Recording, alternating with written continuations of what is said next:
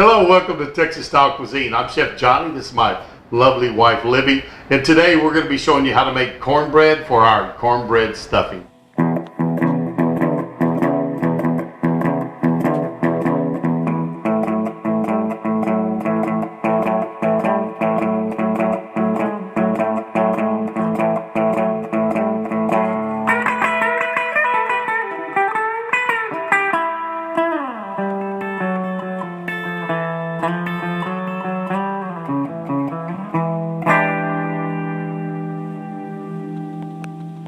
To get started on this cornbread, the first thing we're going to do is one, get out our recipe book. And so my wife, she told me to make sure I show you this. Better Homes and Gardens. This was given to us as a wedding gift 31 and a half years ago, something like that. Anyways, 1986. And we love the cornbread recipe that's in here. It's on page 86 of this one. And I don't have a close-up for you, but you can tell it's well used. It's been there a lot of times. But that's the cornbread that we use to make our stuffing for our Thanksgiving meal and Christmas meal whenever we do that. So we're going to get started. What do we start at first? Okay, the first thing we're going to do, we measured out a cup of cornmeal and a cup of flour. And that's just regular yellow cornmeal. Remember. All right. And to that, we're going to add 1/4 cup of sugar. We are going to add 3/4 a teaspoon of just regular table salt. And then this is important, 4 teaspoons of baking powder. And we use the type of baking powder that does not have aluminum in it. Okay? Rumford. We use Rumford brand. So if you use Calumet or you use Clabber Girl as a non-caking agent, they have aluminum in there. And we don't use it. We use Rumford. Doesn't last as long, so you have to trade it out if you're not doing a lot of baking. But for the small price of baking powder, we feel like it's worth not consuming aluminum to do that. All of our dry ingredients in there, so I'm going to give this a stir.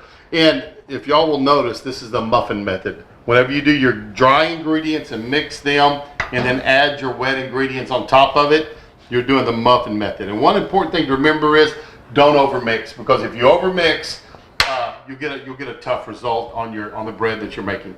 So we're going to add our milk. 1 cup of milk. 2 unbeaten eggs. And a fourth a cup of oil. It's just regular oil. Just vegetable oil.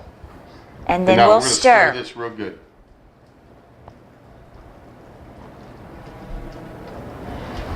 Break that last egg yolk. There we go. Now, the one thing you need to know about good cornbread is good cornbread needs to sit for a few minutes because there's a chemical process going on and it needs to sit for a few minutes. You'll notice that it starts to bubble a little bit, and at that point you can go ahead and put it in the pan. But it actually thickens up a little bit as it sits, and it just bakes up a whole lot nicer if you let it sit for just a few minutes and then put it into a greased pan and right into the oven. And that's double acting baking powder. Anytime, used to you could buy single acting or double acting. Now every baking powder you see is double acting. But it works with moisture hitting it and it works with heat. So both of those will cause gases to be released and cause expansion of your bread. And that's where you get your rise from. All right, this one's ready to go. We're going to set this to the side and let it sit for a few minutes. Then we'll come back and put it in the pan. We've let our cornbread sit for a little while, so now we're going to get it into the pan. And we just have a well-greased crock here that we're going to spoon this into. Our oven's already been preheated to 425 degrees, and the cornbread will need to bake right at about 25 minutes. And my experience with this cornbread is it's perfect at 25 minutes. It's just getting crispy on the top, starting to get a little bit brown, and it's got that nice crack down the middle.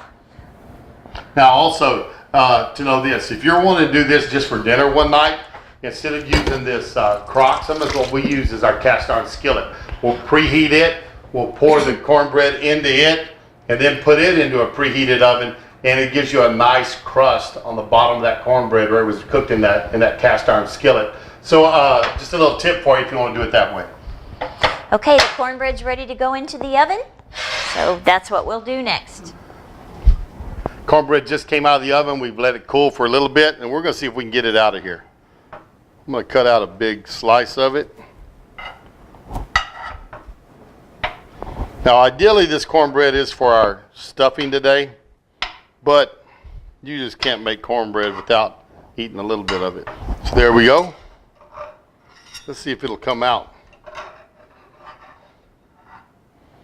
Oh yeah, that's a pretty cornbread. Looks great. All right, it's time to try this cornbread. It's melted, it's buttery.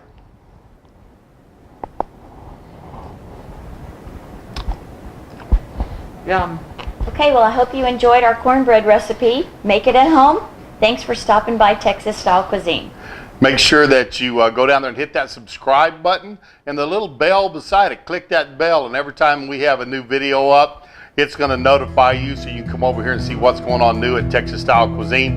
Remember, share us on your social media. Tell your friends, your family about us, and we'll see you down the road. Sitting by the wagon when the sun come up this morning, bacon, eggs, and coffee, biscuits, and beans.